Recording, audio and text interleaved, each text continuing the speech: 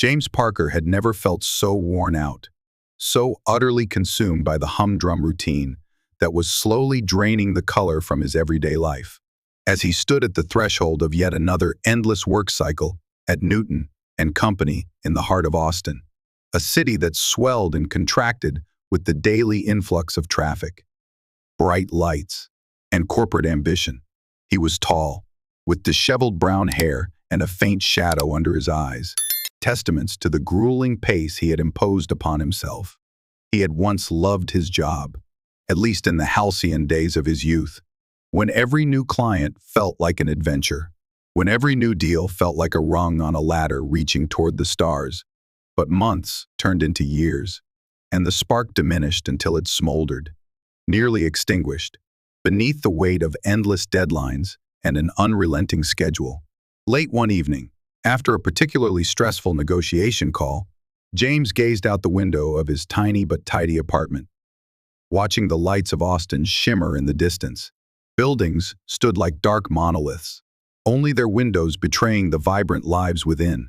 Neon signs cast rainbow glows along deserted streets, and the few passers-by who remained moved quickly, spurred on by the promise of rest at the day's end. James rubbed his forehead, feeling a persistent headache throbbing just beneath the surface of his temple, and decided that enough was enough.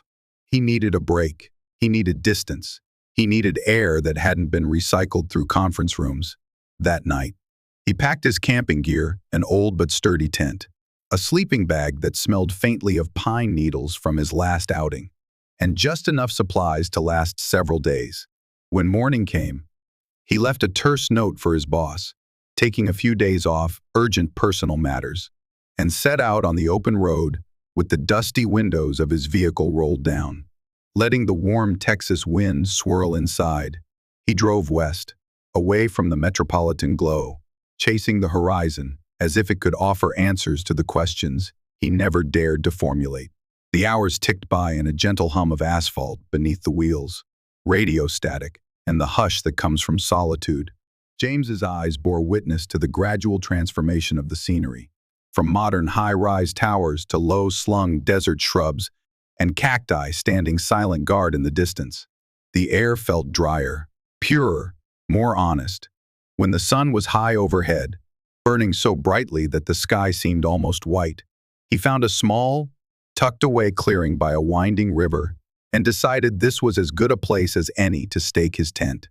It was a spot known to very few, a place where phone signals were unreliable, and where the night sky was rumored to reveal every star in the cosmic tapestry.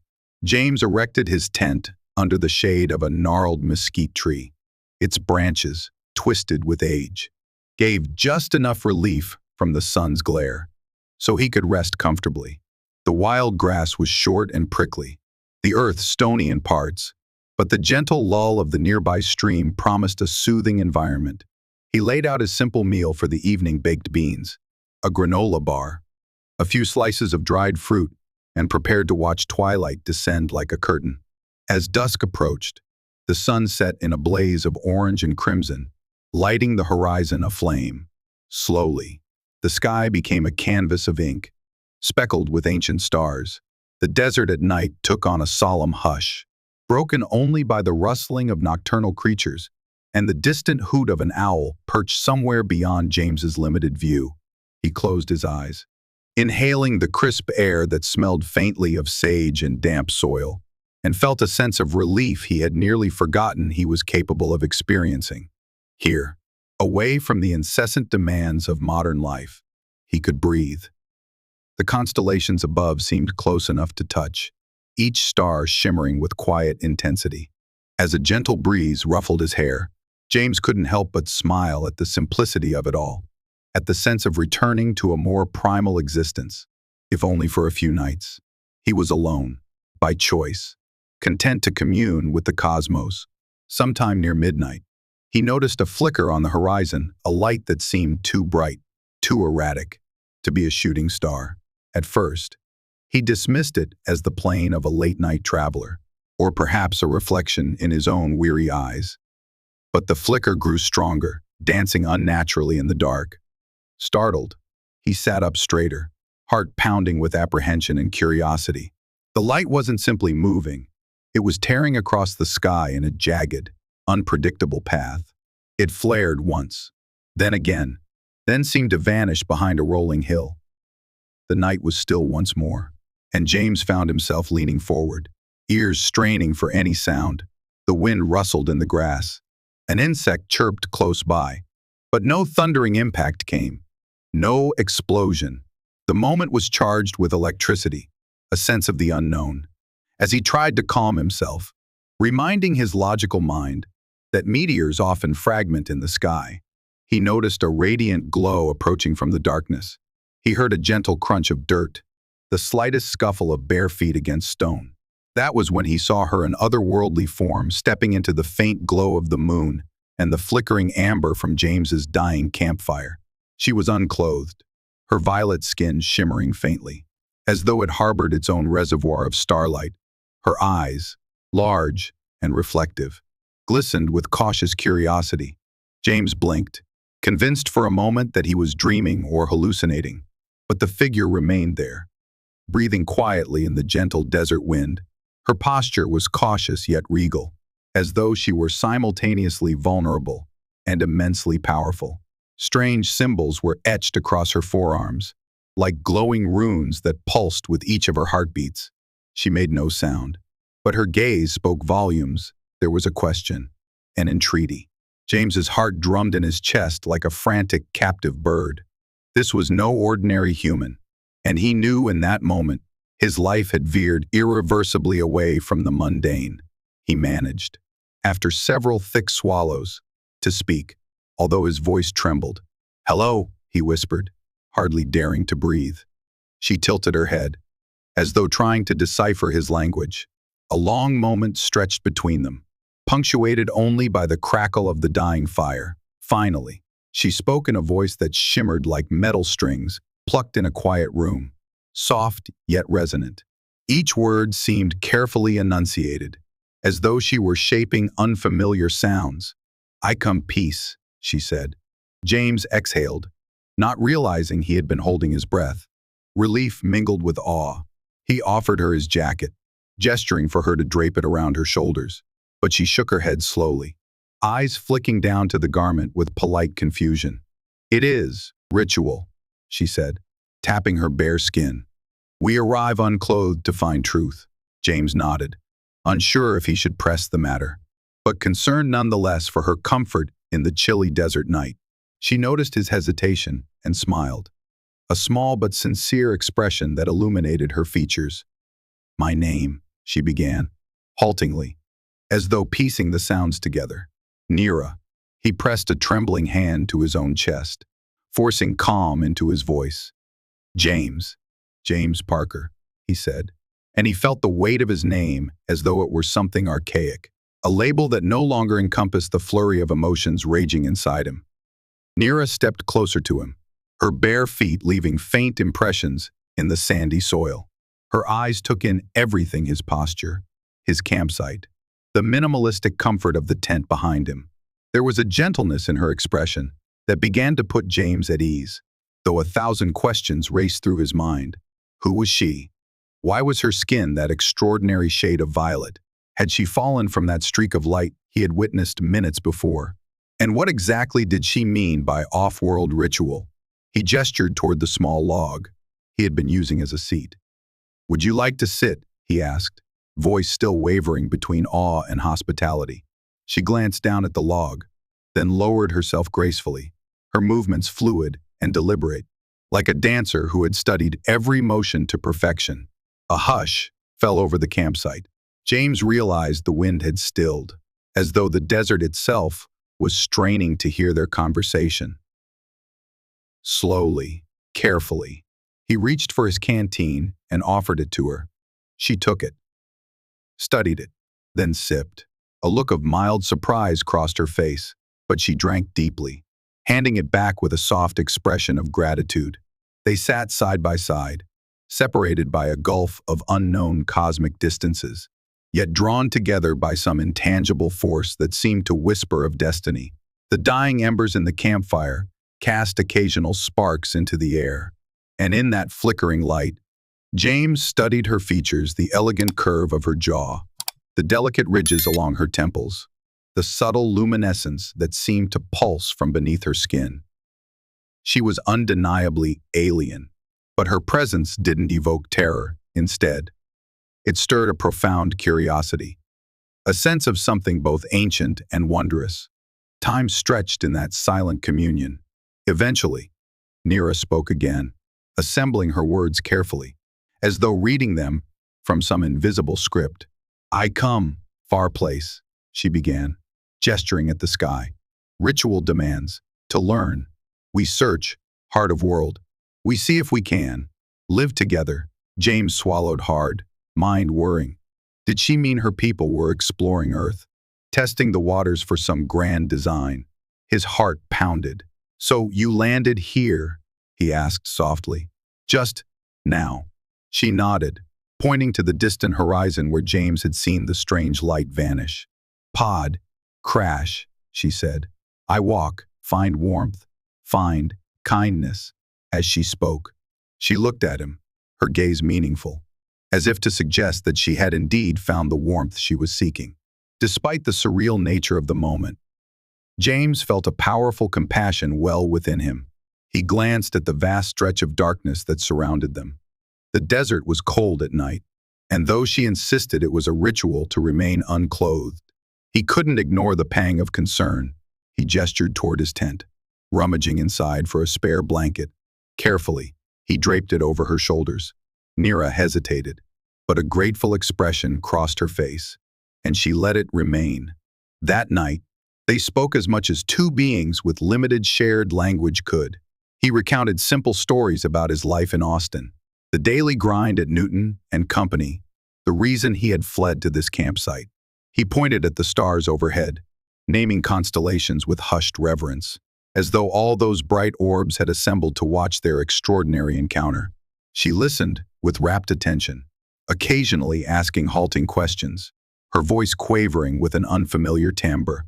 She explained, in fragmented phrases, that her civilization believed in the ritual of the first embers, wherein those who wished to explore new worlds must arrive without the trappings of their society, no garments, no technology, except for the minimum needed for interstellar travel.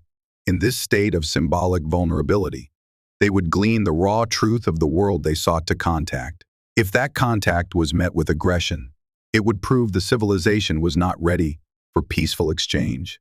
But if met with kindness, it opened possibilities of alliances, knowledge sharing, and friendship. James found himself unexpectedly moved, as though the burdens of his corporate life felt trivial in the presence of such a profound tradition. The sincerity in Nira's voice, the gentle glow of her violet skin under the moonlight, the quiet hum of the cosmos above, it all wove together into a tapestry of wonder. They spoke until exhaustion weighed on James's eyelids. Eventually, he gestured to his tent. "You can stay inside if you want," he said. "It's warmer than out here. I'll sleep by the fire. Keep it going." But Nira tilted her head, touched his shoulder gently, and shook her head. "We share warmth," she said. "On my world, we do not separate in cold." Her words, simple though they were, carried a deep significance, and James felt his heart tighten. She was offering to share a universal compassion that transcended the artificial barriers of social customs, clothing, and even species. Hesitating, still reeling from the uncanny reality, he nodded. They settled inside the tent, away from the biting desert breeze, and huddled close under the blanket. Her warmth was startling yet comforting, and it lulled James into a deep, untroubled sleep, the likes of which he hadn't experienced in years. Morning arrived in a blaze of gold. The desert around them sparkled with dew-laden spiderwebs, each delicate strand catching the dawn light. James blinked awake, momentarily disoriented by the presence of Nira, whose violet skin shimmered as she stirred. A sense of unreality swept through him, until he recalled the events of the previous night. The memory settled over him like a gentle wave, filling him with a curious mixture of awe and responsibility. He rose, stepped outside, and set about rekindling the fire for warmth. Nira emerged a moment later, and together, they watched the sun crest over the distant hills. Though her gestures were often cautious, as though she feared breaking some earthly taboo, James found in her eyes a hunger for knowledge, a thirst to absorb every detail of this world. They shared a small breakfast water for her, a protein bar for him, and then, with the day's heat building, they walked the perimeter of his makeshift campsite. As they strolled, Nira inquired about the flora and fauna in halting phrases, pointing to a prickly pear cactus, a spiny lizard that scurried away, and a circling hawk overhead. James did his best to explain, stumbling over the simplest words. He realized how limited language could be, how little it captured the essence of life's intricacies. But Nira pressed him, her curiosity driving her beyond the boundaries of mere words. Eventually, they reached the spot where her craft had crashed, half buried in a rocky ravine. The pod was a sleek, metallic oval with a cracked surface. Faint wisps of smoke still rose from its damaged thrusters, and strange symbols glowed on its hull like silent warnings. Nira's face clouded with concern, but she moved swiftly, tapping a series of panels inside the half-open hatch. Her brow furrowed as she tried to revive it. Sparks flew, and a soft hum emanated from somewhere deep within the vessel. James lingered, feeling out of place, as though intruding on a sacred moment. He ventured, "Do you think it can be fixed?" She shook her head, lips pressing into a tight line. "Damaged," she whispered, voice tinged with sorrow. "No, flight." A pang of sympathy struck him. She was stranded, light years from her home, surrounded by alien life. A wave of protectiveness surged within him. "We'll figure something out," he said quietly, offering what small reassurance he could. "There might be technology on Earth that can help, or maybe your people will come looking for you." She nodded slowly, as though grateful for his optimism, yet resigned to the uncertainty. Together, they stepped away from the disabled pod, heading back to the comforting solace of the campsite. The day wore on. James offered her some of his clothes again, but she refused, explaining that until her rituals were complete, she must remain as she had arrived, exposed to the truth of this world. So she remained under the spare blanket instead, finding modesty in the loosely wrapped fabric. Throughout that day and into the next, they grew closer, forging a bond that transcended simple language. They discovered ways to communicate with gestures and half-formed sentences. James found it oddly liberating, a departure from the formalities and complexities that had ruled his corporate life. Out here, with the desert wind and the open sky, words became less necessary. They laughed when they found a common understanding, or when something amused them, a jackrabbit darting across the clearing, or the startled look on each other's faces when a gust of wind whipped sand into their eyes. Though their worldviews were galaxies apart, they shared an undeniable spark. James felt the walls of his old life crumbling. The deadlines, the stress, the self-imposed burdens, all of it seemed trivial in the face of this cosmic encounter. Nira, for her part, seemed to blossom under his kindness. There were times he would catch her gazing at him with a soft, inquisitive expression, as though trying to decode the enigma of humanity itself. On the third day, as they dozed in the shade of the mesquite tree, Nira stirred. She touched James's hand and pointed to the sky. The desert wind felt charged. The hairs on his arms prickled. A distortion formed in the atmosphere, swirling above like a funnel of shimmering air. James jumped to his feet, heart racing, not knowing whether to run or observe. Nira's expression was rapt, as though she recognized this phenomenon. A brilliant beam of light speared the clouds, then split into two smaller rays, coalescing into something akin to a portal. Through it emerged a sleek craft, hovering silently. Its hull was a darker metal than Nira's pod, bearing a faint crest that glowed. James caught his breath, while Nira looked on with a mixture of relief and apprehension. The craft descended, landing with a gentle hiss.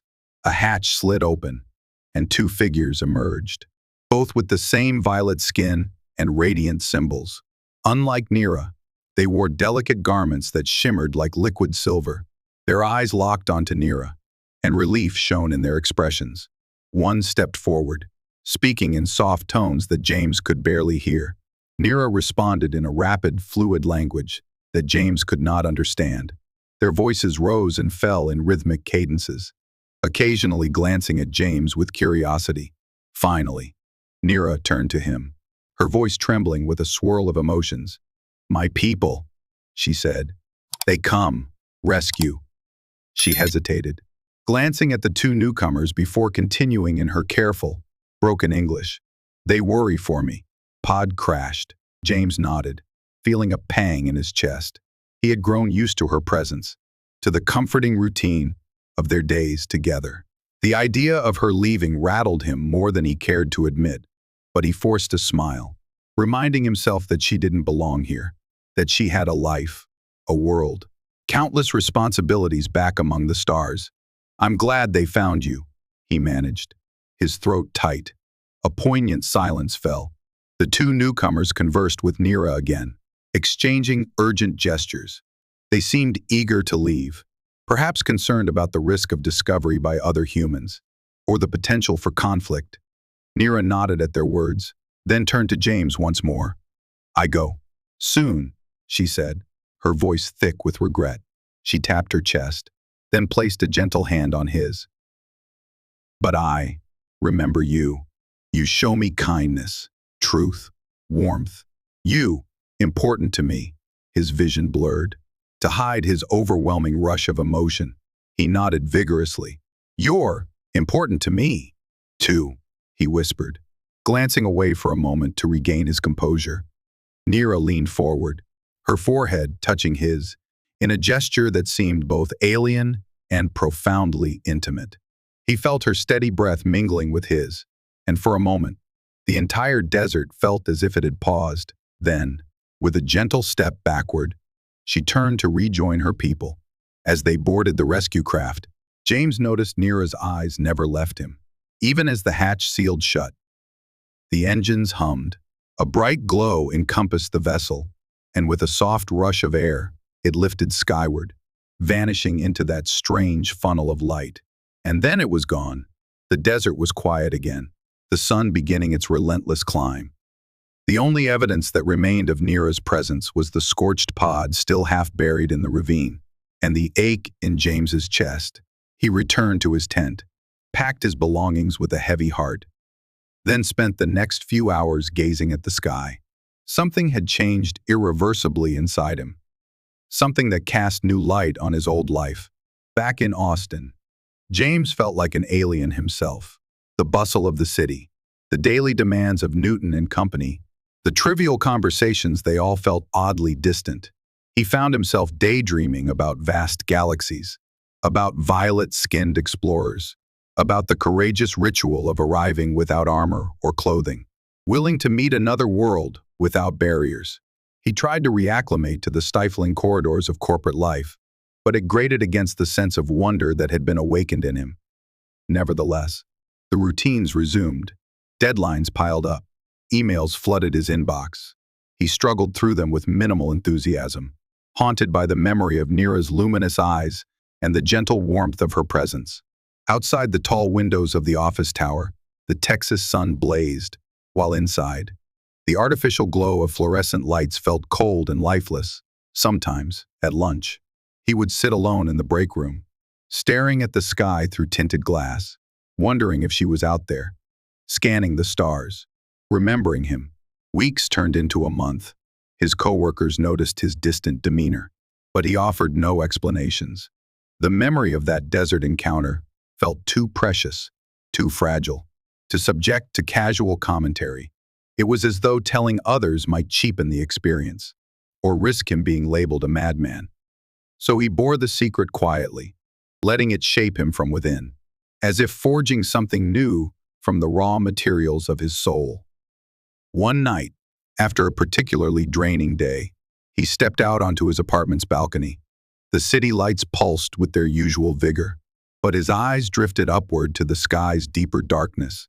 He closed his eyes, inhaling the crisp night air. That was when he saw it, a faint glow that danced across the horizon, similar to the one he had witnessed at the campsite. His heart surged.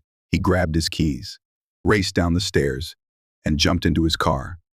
Without a second thought, he pointed the car toward the outskirts of the city, driving with reckless abandon until the neon haze of Austin receded behind him.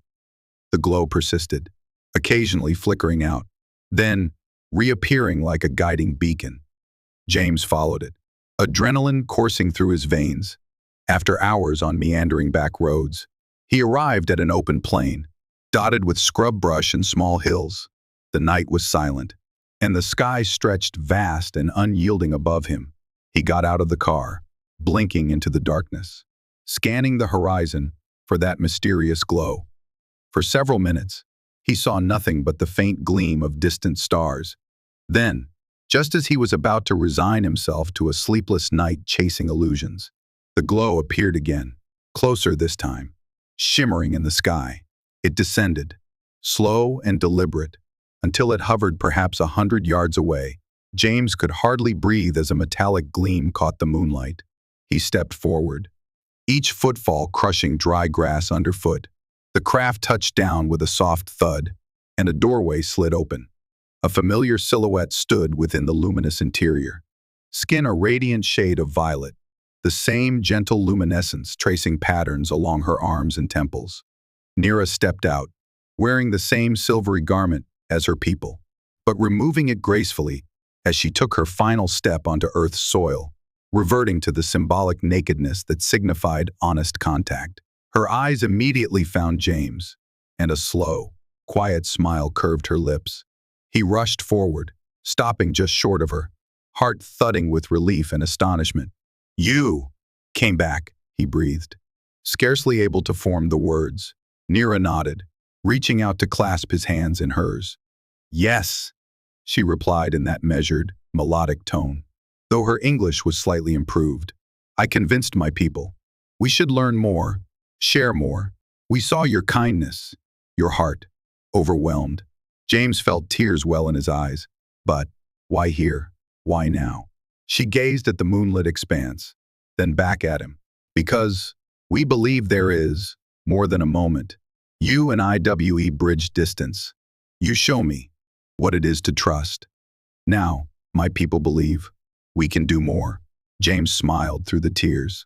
It was as though every burden of his old life melted away in that instant, replaced by the certainty that he was meant for something larger.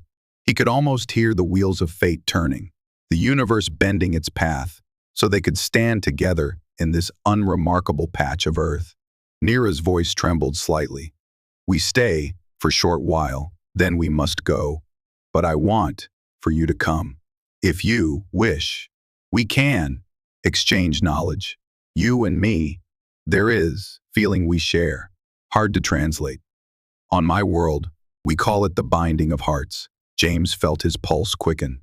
The proposition was staggering in its scope, leaving everything he'd known, traveling with an alien civilization, forging an interstellar alliance. And yet, he realized with a jolt that nothing had ever felt more right. Could he truly turn away from a mundane existence now that he'd glimpsed an entire cosmos of possibility? He didn't answer immediately. Instead, he drew her close, the desert wind sweeping around them in a gentle caress. He felt the warmth of her skin, and in that moment, time seemed to stand still.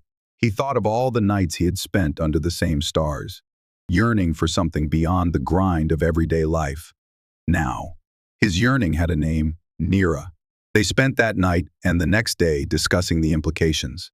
Nira explained that her people had begun scanning Earth, quietly, from orbit. They were not conquerors. They sought cooperation, harmony, a blending of sciences. Her mission was to begin bridging the chasm between Earth and her homeworld. If James agreed, he would become Earth's first ambassador. In a sense, though, that word carried weight far beyond his initial imagination. He could already hear the voice of reason screaming in his head, "This is too big, too sudden. You have responsibilities, a job, a life." But another voice, deeper and more resonant, whispered back, This is what you've always wanted. A second chance at wonder, at meaning. She came here, to you, for a reason. In the end, it was no real contest. His old life at Newton and Company felt as distant as childhood. He packed only what little he deemed essential: an old photograph of his family, his journal, a few personal mementos. Nira looked on, her expression a mixture of anticipation and concern. They arranged to meet the next night at the same plane where her craft would land, to depart together. The time came, and James found himself standing under the star-laden sky, a single duffel bag slung over his shoulder. The craft descended, silent and gleaming, and once again, the hatch opened. Nira emerged with a slow, steady grace, her violet skin glowing in the moonlight. She held out her hand, and James, heart pounding in his chest, stepped forward. He accepted the hand she offered, feeling the gentle press of her palm against his. He took one last look at the Texas plains, at the horizon he had once thought endless. A swirl of conflicting emotions rose in him: gratitude for the life he had led, sadness at leaving behind the familiar, and an indescribable thrill at the path ahead. Then he crossed the threshold, the hatch sliding shut behind him with a quiet hiss. The interior of the craft was sleek and minimalistic, lit by a soft glow that pulsed along the walls like a living thing. They soared upward, breaking free of Earth's gravity, leaving behind the city lights that once symbolized ambition and success. As the craft ascended, James peered through a transparent panel at the receding curve of the planet. Austin, Newton and Company deadlines all shrank into insignificance. The cosmic tapestry greeted him: stars scattered across a dark canvas, a silent chorus beckoning him onward. Nira guided him to a chamber where the rest of her people waited. Their curious eyes took him in, some with smiles, some with measured expressions. One among them, taller and adorned with intricate glowing symbols on their temples, approached. Nira explained that this was an elder, a wise figure who guided their explorations. The elder spoke in a fluid, harmonious tongue, with Nira translating. "We welcome you, James Parker of Earth. You exemplify what we hope to find in new civilizations, a willingness to embrace the unknown. May this be the start of a union that spans stars." James bowed his head, overwhelmed. "Thank you," he managed, voice trembling. "I hope to represent my people with honesty and respect. I hope we can learn from each other." Nira translated his words, and the elder nodded with an approving expression. Thus began James's induction into a realm of cosmic knowledge he had never dreamed possible. Over the days that followed, the craft traveled through space, bridging distances at speeds that defied conventional physics. James learned of Nira's world, a place they called Orion, where vibrant forests glowed in hues of lavender and turquoise under a star of deep crimson. He studied their technology, their culture, and their core belief in forging genuine bonds through vulnerability and openness. Yet, amid the marvels of starlight corridors and advanced science, the most profound moments remained with Nira herself. In stolen instants between orientation sessions and lessons, they roamed the corridors of the craft, speaking softly about their hopes, their fears. She found his fascination with Earth's rainforests captivating, and he discovered her penchant for a certain deep-throated hum that acted like a lullaby among her people. Slowly, their bond crystallized into something deeper than mere friendship. When they finally arrived at Orion, James felt as though he had been transported into a dream. The skies shimmered with swirling colors, a prism of cosmic dust that refracted the crimson light of their sun. Towering spires rose from the surface, not made of cold steel, but grown organically from living crystals that resonated with the planetary energies. Light seemed to dance across every surface, the environment a symphony of color and harmony. The elders welcomed him in a formal ceremony, and he was given a chance to speak.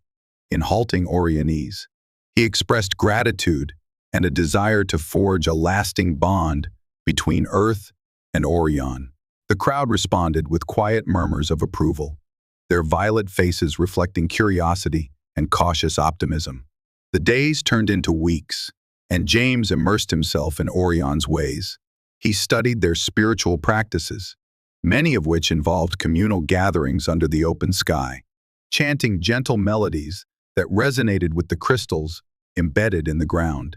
He was startled and deeply moved by the way these gatherings fostered a tangible unity among the people, a sense of shared purpose and compassion that he had rarely seen on Earth. Over time, Earth's corporate demands felt like a distant memory. He began to laugh more easily, and even picked up the subtle nuances of Orion humor. Nira was his guide, his companion, and now something more. In private moments, they would share stories of their childhoods, hers among the shimmering forests and crystalline structures, his in the suburbs of Austin, chasing fireflies with his sister. Though the details of their lives were drastically different, the emotions transcended any cultural gap. One evening, while walking along a bridge of living crystal that spanned a luminescent lake, James paused to catch his breath. The air felt charged with quiet magic. He gazed at Nira, who seemed lost in thought as she traced a symbol on the bridge's railing. She looked up, meeting his eyes. In that moment, neither of them spoke, but a flood of understanding passed between them. Nira stepped closer, her hand gently brushing his cheek. "We call this moment in the convergence of two stars," she said softly, her English still laced with that melodic accent. "When two souls align across galaxies, forging a path that neither could have walked alone." James's heart thudded in his chest. He recalled how they first met, in that desert night, the hush of wind, the intimacy of shared warmth. Their worlds had once seemed impossibly far apart, yet here they stood, side by side, bound by a profound affection. He cupped her face with trembling hands, gazing into her luminous eyes. "I love you," he whispered, marveling at how simple the words were for something so immense. A quiet tear slipped down Nira's cheek. "And I love you," she replied. They sealed their bond in the only way that felt natural, an embrace that transcended language, culture, and species. In that timeless moment, the crystals around them seemed to glow brighter, as if acknowledging the union of two hearts that the cosmos itself had conspired to bring together. Life on Orion was not without challenges. Cultural differences abounded, misunderstandings happened, and James struggled to adapt to certain social norms. Some Orion elders voiced concerns about forging too strong a bond with one human before Earth's collective stance had been assessed. But day by day, as James proved his sincerity and willingness to learn, acceptance blossomed. He and Nira lived in a modest dwelling grown from pale blue crystals. Its interior was warm, bathed in a soft, luminescent glow that reminded him of moonlight on water. They shared meals of exotic fruits and grains that shimmered with faint bioluminescence.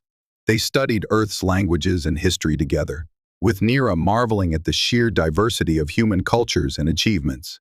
Meanwhile, James delved deeper into Orion's science, stunned by their mastery of energy manipulation, which allowed them to grow and heal structures rather than build them with brute force.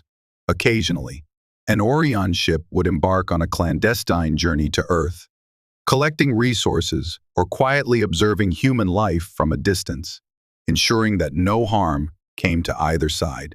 James was asked to participate in these missions, acting as a consultant, offering insights into human behavior and customs.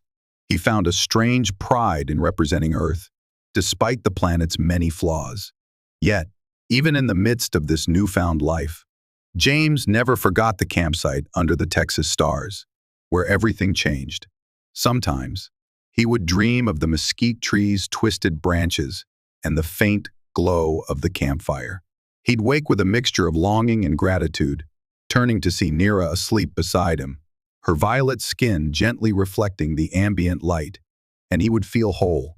In time, discussions of a formal alliance surfaced. Debates arose among Orion's leadership on whether Earth was ready for direct contact. Some argued that humans, prone to conflict, might react with hostility or fear, endangering both worlds.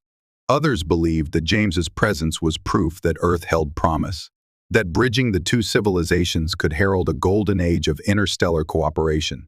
James felt the weight of this debate. He understood humanity's capacity for fear and violence, but also its boundless potential for compassion and discovery. He spoke passionately before the elders, emphasizing the crucial role of trust and mutual respect. Nira stood beside him, her gaze resolute.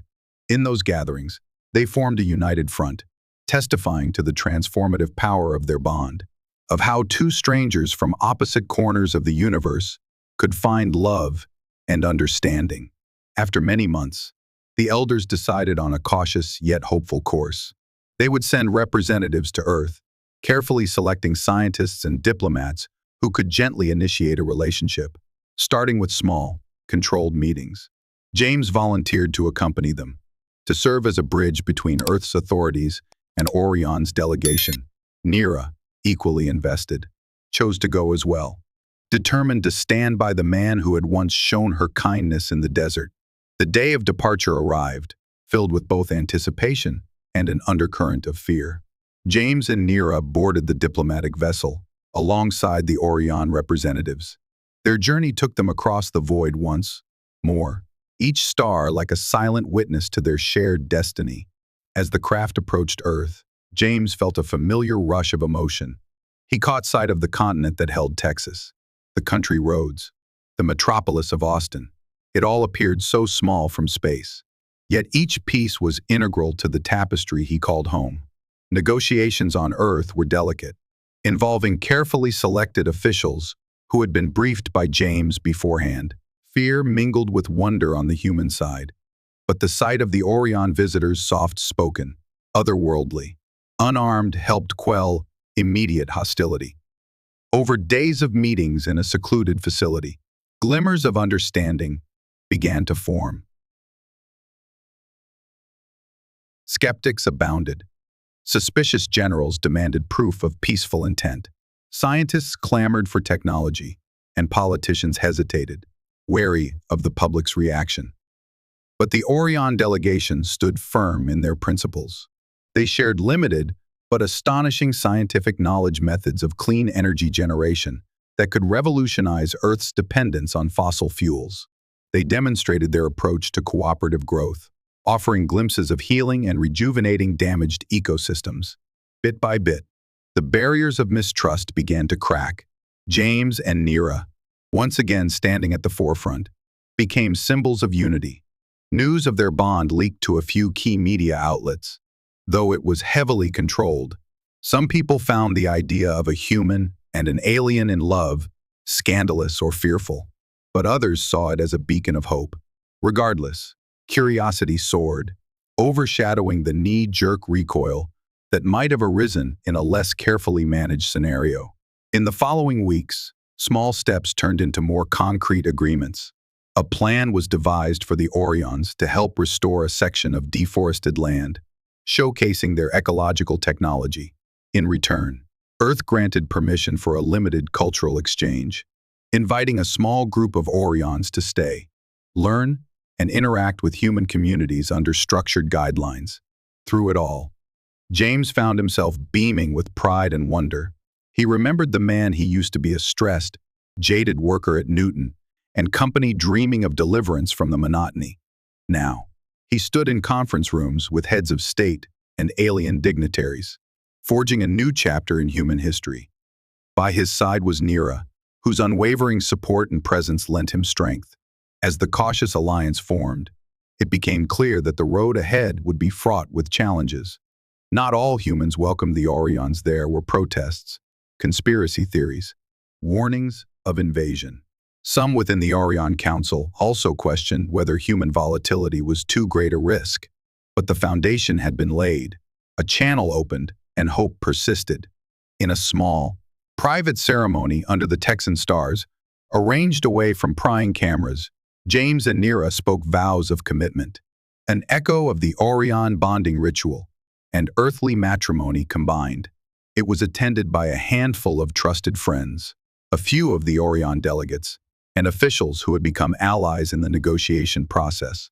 They stood at the very campsite where James had first seen the crash of Nira's pod, that quiet clearing by the mesquite tree, next to the gently flowing river under the starlit sky. This time, Nira wore a subtle, shimmering wrap of Orion fabric, while James donned a simple earth tuxedo, the contrast forming a poetic union of two worlds. The ceremony was brief, but profound. They exchanged symbols. James offered her a slender ring forged of human gold, and Nira gave him a glowing band formed of living crystal from Orion's depths. Their friends and colleagues formed a circle, holding small lights, the hush of the desert reminiscent of the night they first met. When the vows were spoken, an overwhelming sense of rightness settled over James. He realized that everything his career struggles, his need to escape, the random chance of that desert campsite had led him here, to this extraordinary, humbling moment. Nira's eyes glowed with tears, and James brushed them away gently as they sealed their bond with a kiss under a sky that had once seemed so distant, but now felt intimately close. The days that followed were a blur of developments. Diplomatic channels strengthened, cultural exchanges expanded, and humans and Orions learned more about each other. Scientists marveled at the Orion method of constructing buildings from living crystals, while Orions were fascinated by Earth's art, music, and the vast tapestry of human history. Joint research initiatives took shape, aimed at tackling climate change, space exploration, and renewable energies. Despite the rocky patch's protests in some cities, distrust in others, a new sense of possibility floated in the air. People began to speak of an era defined not by borders on Earth, but by a connection to a greater cosmic community. The realization that humans were not alone reshaped philosophical and religious discourse. In quiet corners of the globe, individuals who once felt isolated found hope in the broader tapestry of life's interconnectedness.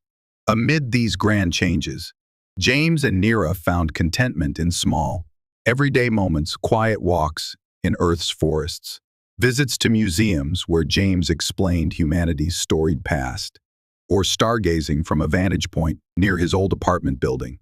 Sometimes, they traveled to Orion, where they marveled together at the planet's bioluminescent forests, or laughed with Nira's kin over the mispronunciation of Orion words. Each day, their bond grew, and with it, their conviction that love could indeed transcend the vast distances between worlds. Their story became a symbol of hope, retold by children in classroom stories, studied by sociologists analyzing cross-cultural relations, and referenced by poets seeking to capture the essence of universal love. They themselves remained grounded, remembering that the real work ensuring lasting peace and collaboration had only just begun. Over time, a modest but inspiring treaty was signed between Earth's representatives and Orion's council. The demands were simple: mutual respect, technological exchange under ethical guidelines, and a pledge to protect and nurture each other's worlds.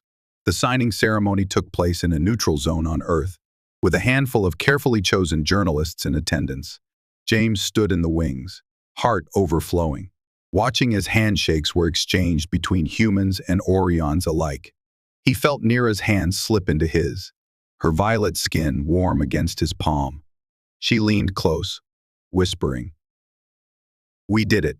We bridged our worlds." He turned to her, eyes shining. "We did," he agreed softly. After the treaty, progress sped up. Joint missions to space were planned, aiming to share knowledge on how to harness cosmic energies for peaceful exploration. The first steps of building a cooperative space station began. Orion's living crystal technology promised to revolutionize station maintenance, while Earth contributed breakthroughs in computational engineering. Step by step, dream by dream, their alliance gained momentum. James never returned to Newton and Company. The corporate world he once knew felt like a distant echo. Instead, he worked as a liaison, forging policy and building cultural bridges. There were days he sat in conference halls for hours, slogging through the bureaucracy of interplanetary negotiations. But the frustration paled before the knowledge that he was contributing to something monumental. Through every challenge, Nira was there, offering her quiet wisdom and unwavering support. And so, under the watchful gaze of the stars, those silent witnesses to 1,000 cosmic wonders, James Parker's once ordinary life found purpose in the extraordinary. In the union of worlds, in the gentleness of two souls who dared to trust, he discovered a meaning that soared beyond any dream he had ever entertained in his restless youth. As time stretched forward, the campsite where they first met became a place of pilgrimage for those who wished to touch the roots of this cosmic partnership. Some visited to leave flowers, others to meditate under the mesquite tree, seeking the calm of that desert night. The battered remains of Nira's original pod were eventually transferred to a museum, a silent reminder of how a single point of contact could alter the course of history. Years later, on a crisp evening back on Earth, James stood with Nira beneath a deep purple sky, reminiscent of Orion's twilight. A gentle wind stirred around them, carrying the scent of blooming flowers. They had returned to the desert clearing for a quiet anniversary, to mark the passing of years since their fateful meeting. Though the world had changed immeasurably, the desert seemed timeless, forever a realm of wind and stars. Nira leaned against him, her head resting on his shoulder. "I feel peace," she whispered, her voice a quiet echo in the hush of the night. James smiled, pressing a kiss to her temple. "Me too," he said softly. He recalled that first night, his fear, his awe, the unimaginable truth of who she was. Now, she was not simply an alien visitor, but his partner, his wife, the other half of a bond that had defied cosmic distance. In the sky above, no strange lights tore across the darkness, no thunderous sign of an arriving pod. Instead, the stars shone with calm, steady light. James felt no disappointment, only a profound gratitude for all that had transpired. He and Nira had moved beyond that initial spark of discovery into a steady glow of shared life, forging connections between two worlds that had once seemed impossibly separate. He drew her closer, letting the warmth of her body seep into his. "I can't believe how far we've come," he murmured. "From a simple campsite to bridging our entire planet with yours." Nira's gaze flickered with gentle amusement, and she traced her fingers over the ring. He still wore the Orion crystal that pulsed faintly with his heartbeat. "We started as strangers," she said, "yet we found the courage to trust, and that trust changed everything." James nodded, a soft laugh escaping his lips. "Who would have thought," he said, "that the best thing to happen to me would be meeting a stranger in the night, claiming an off-world ritual?" Nira's eyes danced with playful mirth. Sometimes, the best stories begin with the unexpected. They laughed together, a quiet sound carried away by the night wind, gazing across the rolling desert, a place that once symbolized escape for James. He realized it now symbolized connection, an enduring testament to the idea that love, in its purest form, could bind hearts across any boundary, be it distance or difference. And so they stood there, side by side, their hands entwined, their hearts alight with a warmth that transcended galaxies. In the hush of the desert night, they felt the ancient rhythm of the universe beating in time with their own pulses, reminding them that in this vast cosmos, hope and wonder could spark when two souls dared to believe in the impossible.